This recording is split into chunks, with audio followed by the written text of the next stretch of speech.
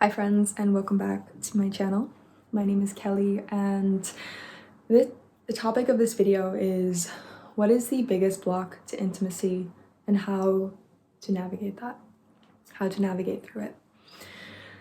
I find that, and when I say intimacy, I mean feeling really met and seen by another person, whether this is wanting to feel deeper connection in your friendships, wanting to feel more love in your partnership, wanting to feel a greater sense of connection in your dating life. Intimacy is anything where we feel like we are seeing through the veils and the masks of another, and we're also letting another, of course, see through the veils and masks of ourselves. So intimacy, relating, sexuality is a topic that has fascinated me my whole life, and here's what I got. What I feel is the biggest block to intimacy is self-abandonment.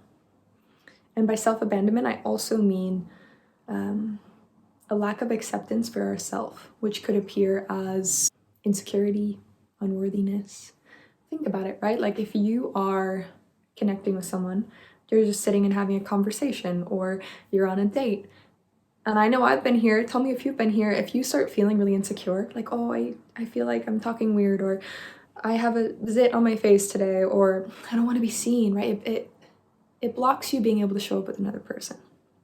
And this is valid, this is natural, this is such a relatable experience because I think many of us, myself included, right, we can come up against these barriers of insecurity or low self-esteem.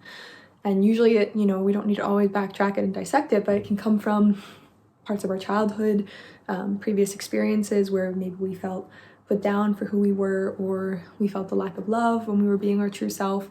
So if we are sensitive or highly empathic, or maybe just gentle souls, that can leave a bit of a wound.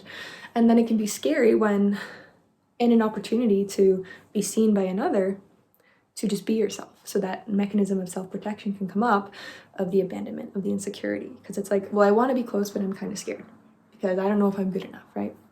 So I find in a concurring theme within my own life, within the people I work with, within my clients, friends that I talk to, it seems like a really big block to intimacy is insecurity.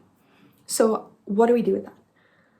Sure, it's easy to just say, feel secure about yourself and like slap on some lipstick or a sexy outfit and just be confident. It's not that easy.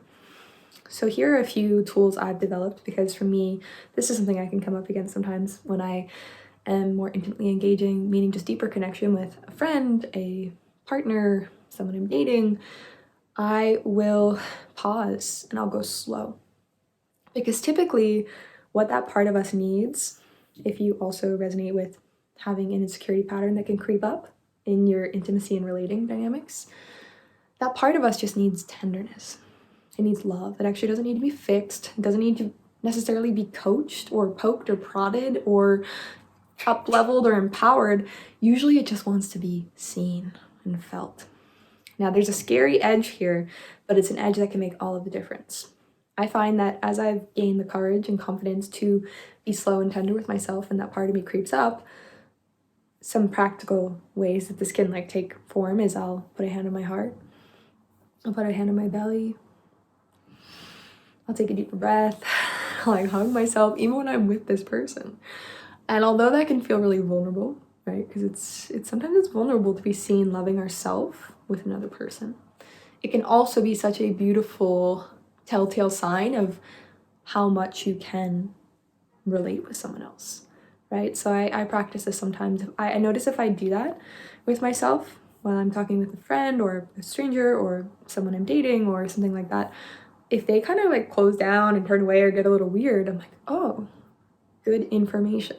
Maybe it's a little hard for them to be with me while I'm with myself. More often than not, because I believe for the most part people have really good hearts, that will evoke a level of sensitivity and empathy from people, and they'll take note of that and they might lean in, right? So I think that when we have these patterns that can creep up, or a fear or an old pattern of insecurity or hyper self-awareness or something like that, it can almost seem like we have to overcome it and be strong and confident. But what I have found in my own journey is that actually creates this like hyper-aggression mechanism that does not serve me. And when I actually lean into tenderness with myself and I let that be seen by another, I take that moment to hold myself in that moment, it actually creates more intimacy.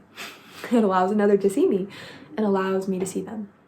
And this isn't right about like putting yourself in a victim position and then all of a sudden you're just like this like real soft, fragile thing, because you also don't want that. Like I also make note of that. I'm like, if someone starts like babying me and like over coddling me while I'm in that state, it's for me, it's like a bit of a red flag. I'm like, it's okay, like just be with me.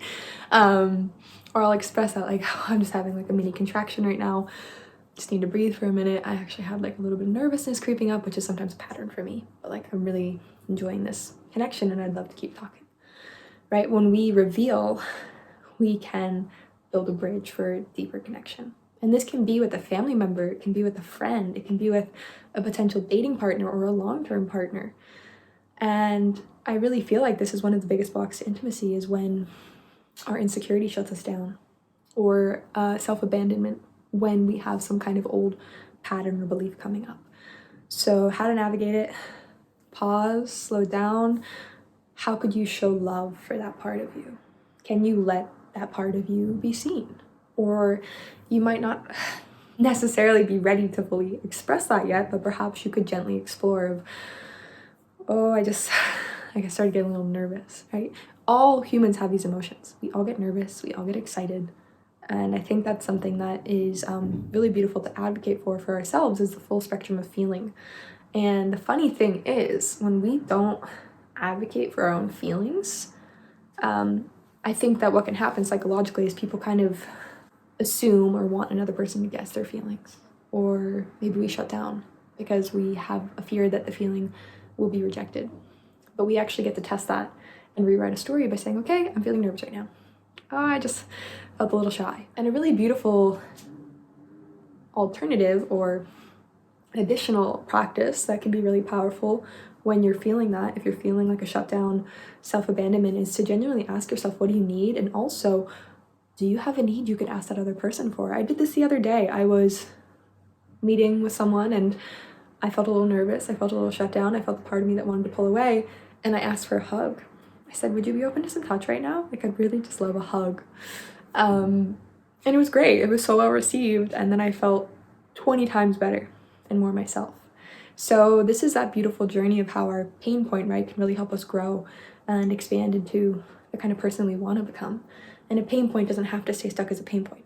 We have all the tools as growing human beings to advocate. But guess what? It's gonna feel scary. Of course I felt vulnerable when I said that. I'm like, I should just feel confident. And a lot of the times I do feel confident, but sometimes I don't, because I'm a full spectrum human. And you know, we can start to learn to celebrate and appreciate all parts of our emotions and realize that as we advocate for those and speak for those, it will actually have an effect of creating more intimacy with the right people. And by right people, I mean people who want to meet you there, people who care about how you feel, people who, I just feel like a cow, people who, you know, are there for it and don't need you to be a certain way.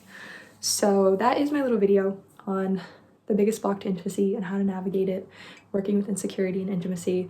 I'd love to hear your thoughts below if this resonated for you. If you've had any experiences recently where you spoke for a need. I think it's one of the most, honestly, it's been one of the most enriching practices that I've started really implementing, is speaking the need. And usually they're really small. I'm like, could you tell me this? Or could I have a hug? Or I'm noticing I have this fear, is that true? And so many times I'm proven wrong, which is the beautiful thing, right? Like, usually intimacy blocks as we're self-abandoning because we have an insecurity, but 9 out of 10 times, like, it's just not even true, because it's a figment of our imagination or an old story that's just kind of peeking its little demon head back up to be loved. And how do we love it? We bring it into the light. We give it a hug. We speak for it. We let another person see it from a place of self-responsibility, advocating a need, sharing our true experience in ownership. So thanks for tuning into this video. Love to hear your thoughts below, and I will see you on the next one.